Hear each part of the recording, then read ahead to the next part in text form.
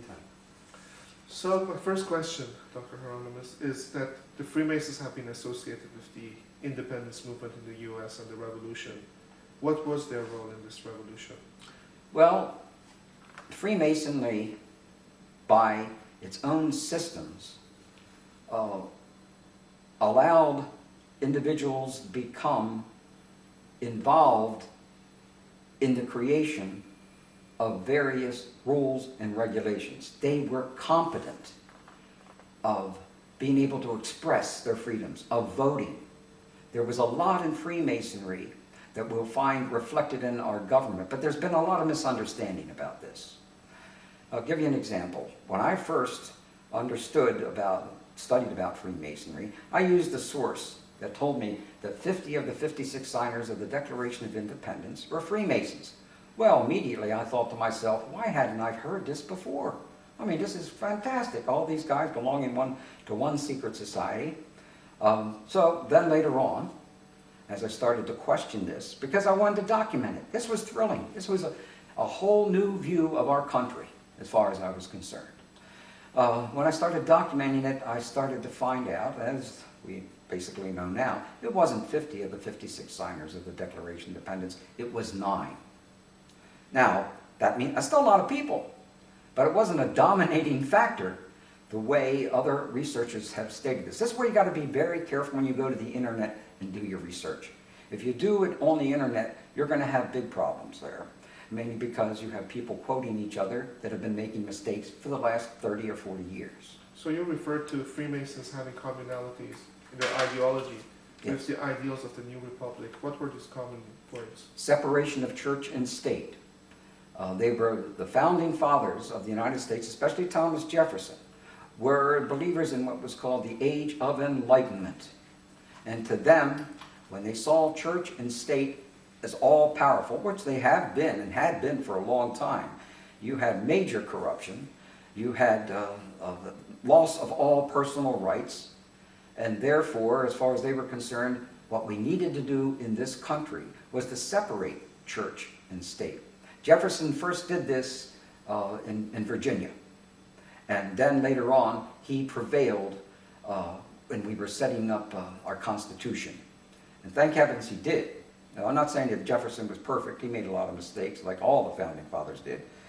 But most importantly, the Age of Enlightenment was about trying to reintroduce America to the so-called democracies of Greece and Rome. Now, they really weren't like democracies or republics like today, but they had goddesses. They had the goddess of Libertas, of liberty, and that was very important to them. But at the same time, it wasn't that everybody was allowed to vote. You had to have property. You had to be a man. You had to live in Greece. You had to have been born in Greece. Aristotle couldn't vote. This is amazing. Aristotle couldn't vote because he wasn't a member of that particular country. You know, he wasn't born there. He may have taught there. He may have been praised there, etc. But he could not vote. So there are big problems with the democracies then. And besides, a democracy is not the same thing as a republic.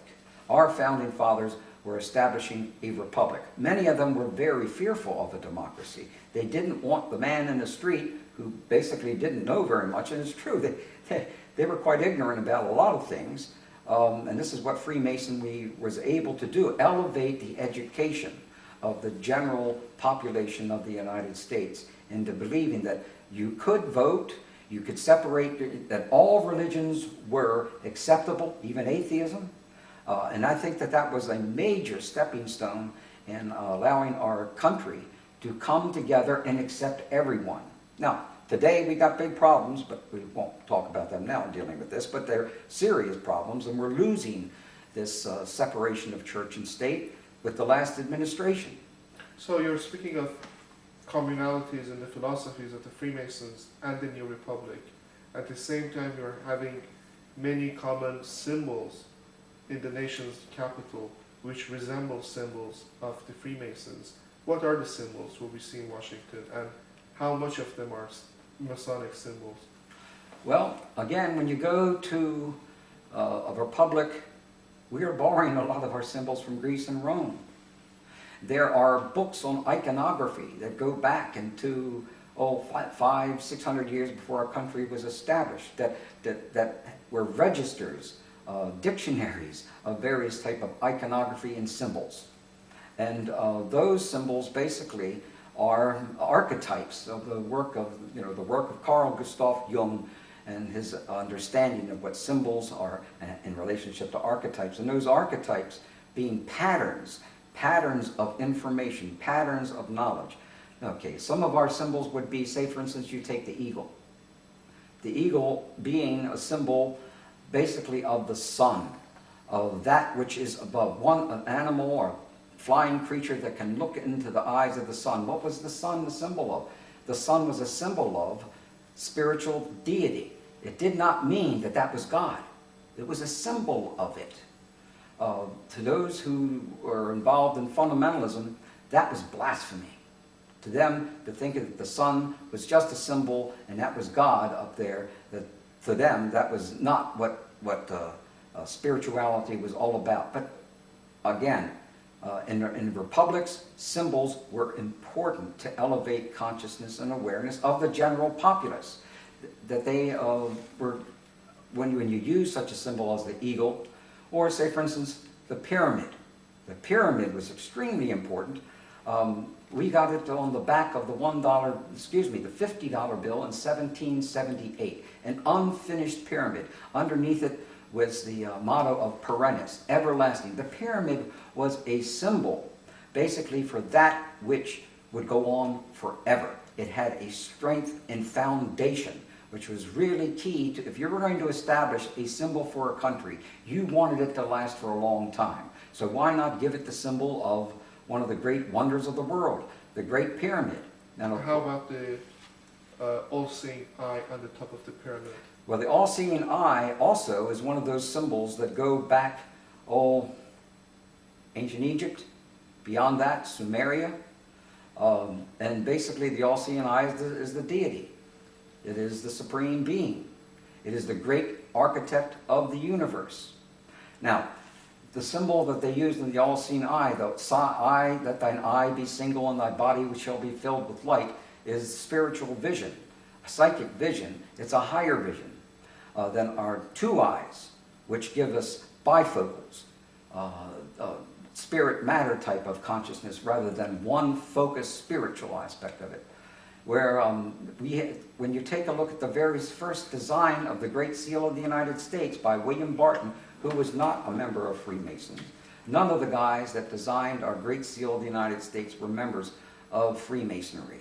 All of them, both of them actually, the two, Charles Thompson and William Barton, were really more involved with the spiritual aspects of the Native Americans, which is another whole story, because the League of the Iroquois did influence the founding of our founding fathers in the United States. Jefferson, Adams, Washington, Franklin, Monroe, all of them were students of the Native Americans. Today, that used to be blasphemy. Up until about 1990, and our first President Bush accepted this.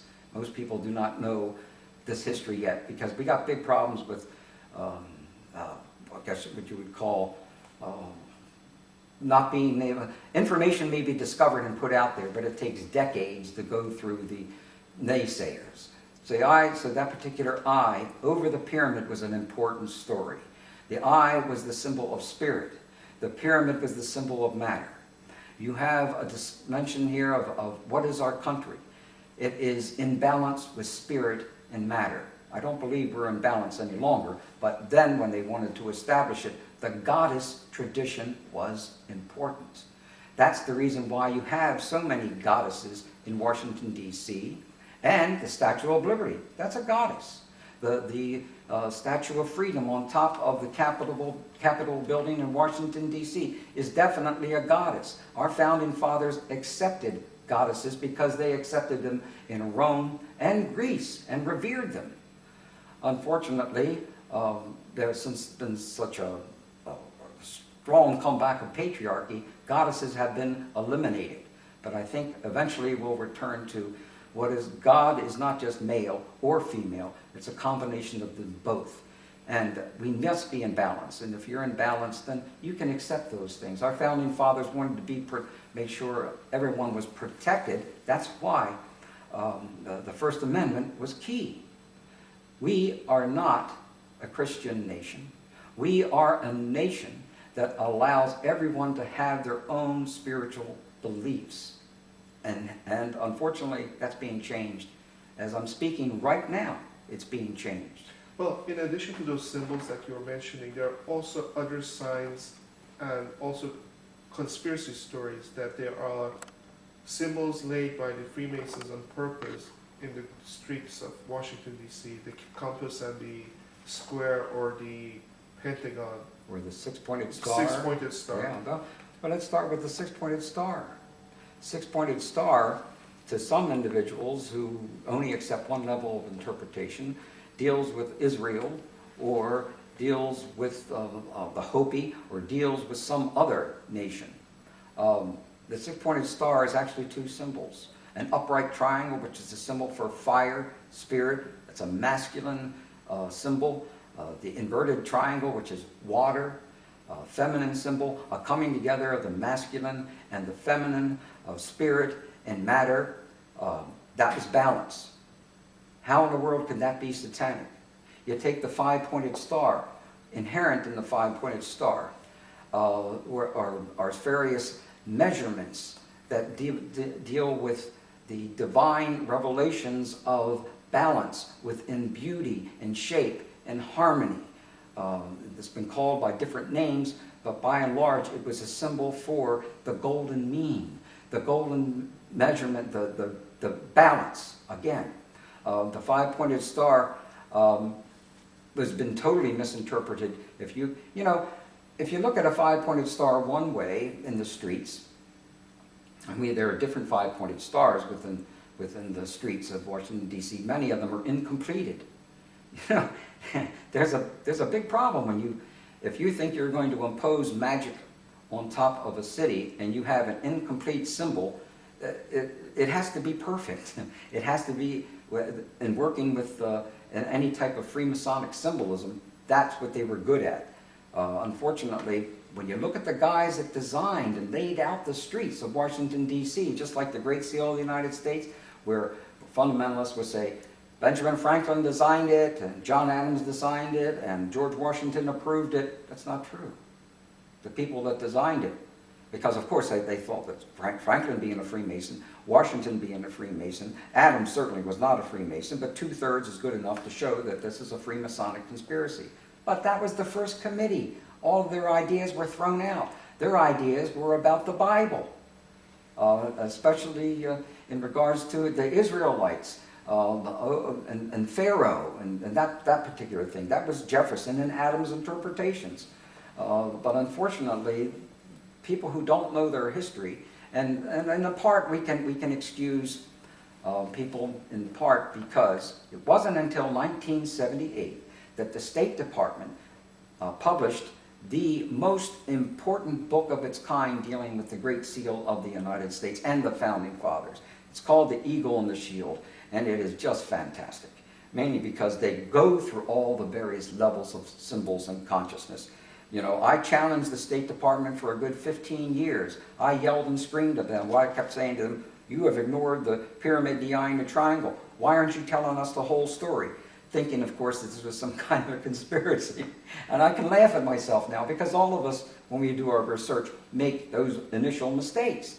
You simplify the information because you're trying to get to the truth and establish a method by which you can communicate with others. But by simplifying it, you water it down.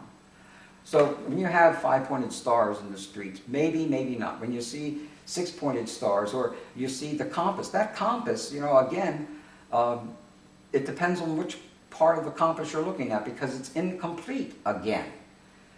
Freemasons were really exacting when it came to measurements and when it came to understanding the great art. They were architects. They were the builders.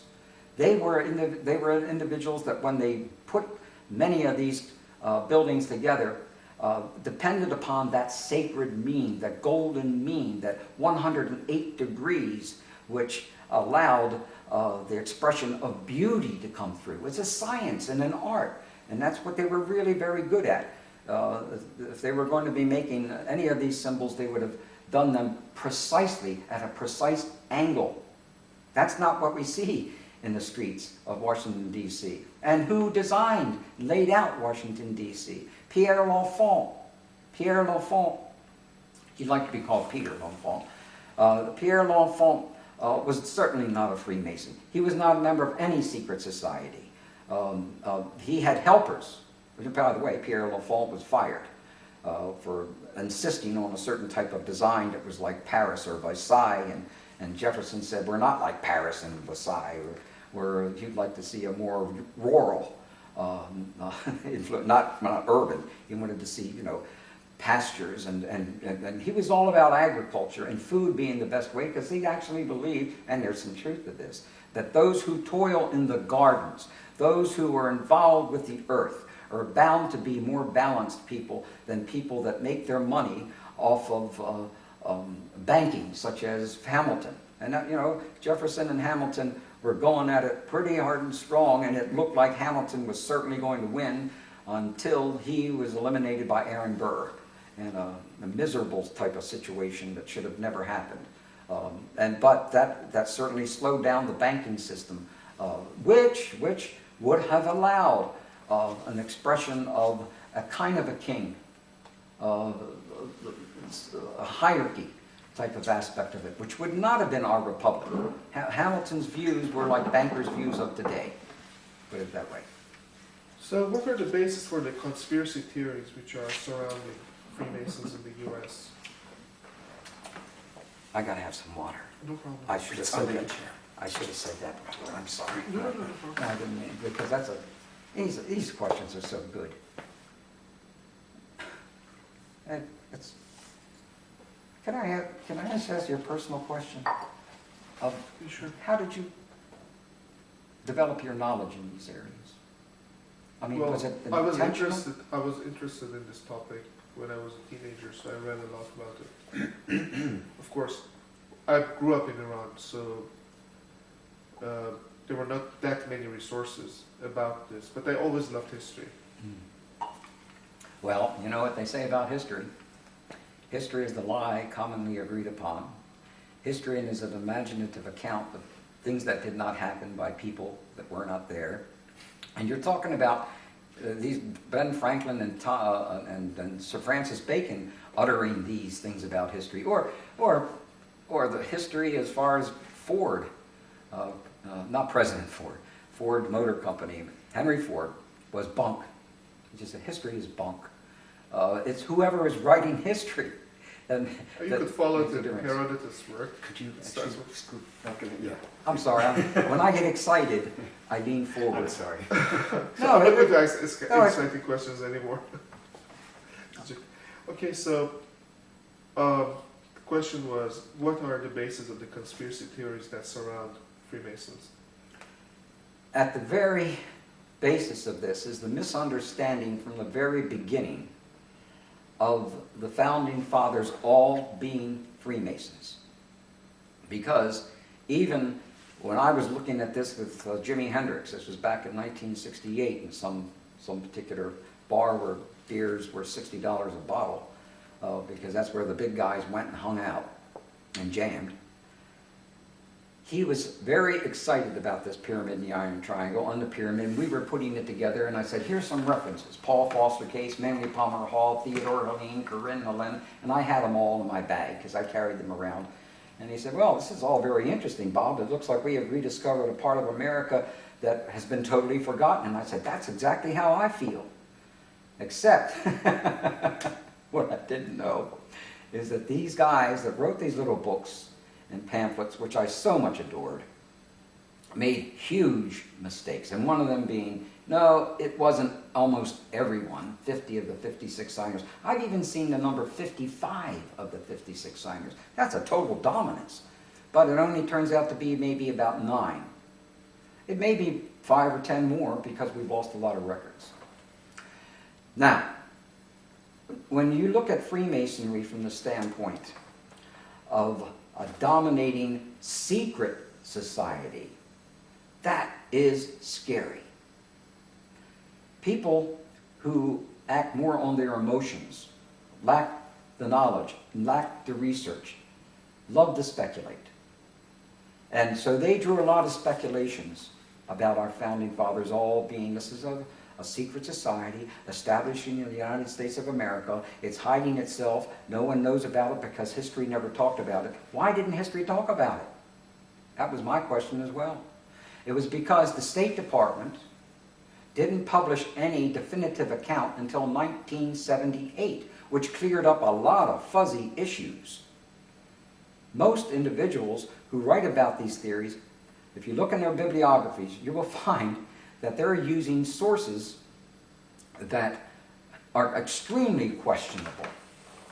Questionable in the sense of getting not just the facts, and they don't even have the dates for when the Constitution was established, or the members of dealing with Republican versus Democrat type things. I don't mean parties. I'm talking about the philosophy of everyone is equal. Therefore, in a democracy, all peoples were eligible to vote. The founding fathers didn't think that. Jefferson didn't think that. He was afraid of that. Many of them were afraid of that. They wanted the idea that you had to educate yourself. Of course, that meant you had to have property and things like that, and that was not exactly what was supposed to happen either, but they used that as a method by which they could eliminate the rabble. Is one of the reasons that these conspiracies have evolved is that they are very secretive, they are very closed, they gather behind closed doors, and they keep their secrets? What's the reason for this? Why are they so secret? But they're really not secret anymore. You can go to the internet and expose yourself to the most important secrets of Freemasonry. So Freemasonry and other groups called the Rosicrucians, these individuals, they were really schools of elevating awareness and consciousness, because it was during Freemasonic rituals over a long period of time. Like, you know, in churches, some time ago, I was going to be a priest, and what I'd love to do was watch the Mass of the Holy Eucharist. And when the Mass of the Holy Eucharist is performed for centuries, decades, and you would go into that particular building, a church or a cathedral, you could feel that energy. I know I spent a lot of times with nuns talking about this, who would go up and see angels on the altar in Roman Catholic Holy Eucharist ceremonies. And I was serving on the altar then at that time, and I felt things. Well, the same thing happens in lodges, where rituals are done for centuries. And what happens within the lodge is these human beings, these males, mostly, not mostly, but males, would come together in a way that was so thrilling and exciting, because they became one mind. They could become, over a period of time, dropping their egos. You lose your ego during these experiences. And when you do that, there is a feeling of camaraderie and brotherhood, which is more or less the kind of thing in which you see the most positive things in everyone. And of course, that can be modified in lots of different ways, but in Freemasonry at that time of the founding of this country, it was a method by which individuals could come together of any race or creed. Even atheists could become Freemasons. Now, the misunderstandings came especially in regards to various churches, which taught, this is the way. You can't, if you deviate from this way, in whatever, ritual or whatever, then obviously you're satanic. You should be eliminated, etc. So a lot of the symbols that you see, eye in a triangle, how is that interpreted? That's interpreted by fundamentalists as being, this is Satan. This is the one eye of brotherhood that is going to control us all. We're going to lose all our freedoms because we come under this dominant eye. Remember the book 1984 and Orwell, when everyone said, we've got to 1984, hey, no problem, we made it. But they didn't realize that all of the hidden aspects of corporate structures, the interlocking of directorates, which was a great concern of President Eisenhower in 1961, who came to say, beware of the military-industrial complex. And it wasn't until later on that they could include the media. Whoever owns the media controls what comes out, not necessarily the reporters. The reporters can have the most liberal beliefs, but it's the guys that own, the Murdochs of the world, that own that information. They own those people, and they know full well that if they cross their boss too many times, they're going to lose, unless they're very well rewarded. Like, okay, here's $1 million. And I do believe he would do stuff like that. I know that it's going to offend a lot of people, but unfortunately, control of the media is what Orwell was really concerned with as well, because they are our universities, there are schools, they present information to us that can be skewered in any type of way to control our thoughts. And what are their thoughts about? It's about the economy and buying. You cannot talk about things that are uncomfortable on various networks in the United States and have your, what would you call it? Advertising, let's put it there.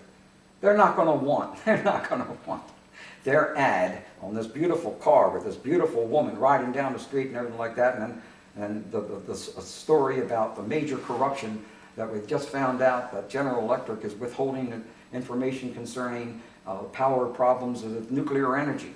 And we have that. This is a big problem, especially when you say, take a look at Japan today. We're not being told very much anymore.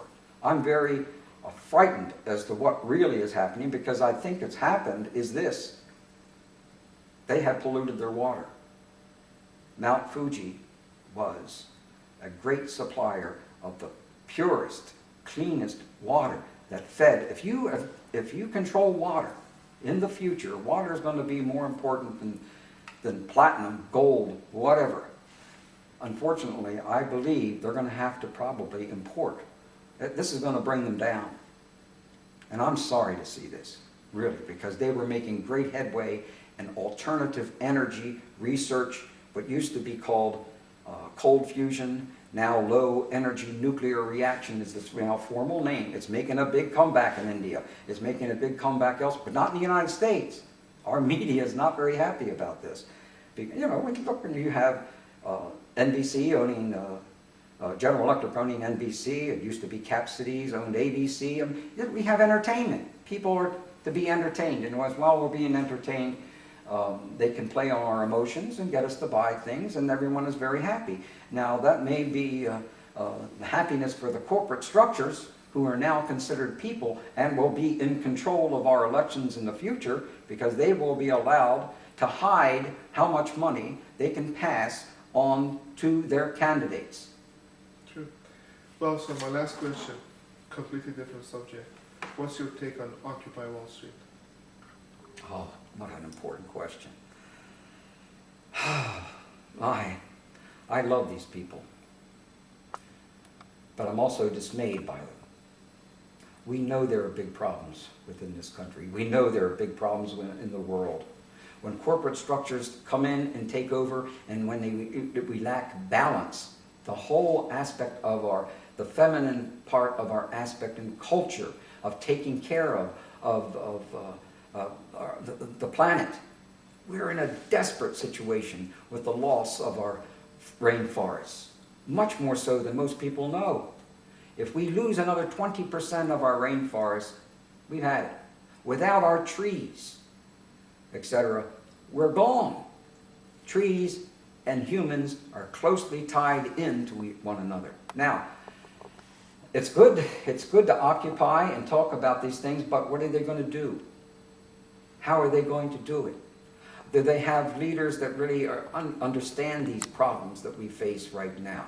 I know a lot of them are environmentalists, but they have to have their feet on the ground. They have to be able to work and work with various methods by which we can alter and change the consciousness of the people within the United States and the world. And that's going to be a hard thing to do when we reject women. Women are in a terrible situation in the rest of the world. Women in the United States, I believe it was Dalai Lama, 2009 in Vancouver, Colombia, basically said it will be the women in the Western world that will save the world.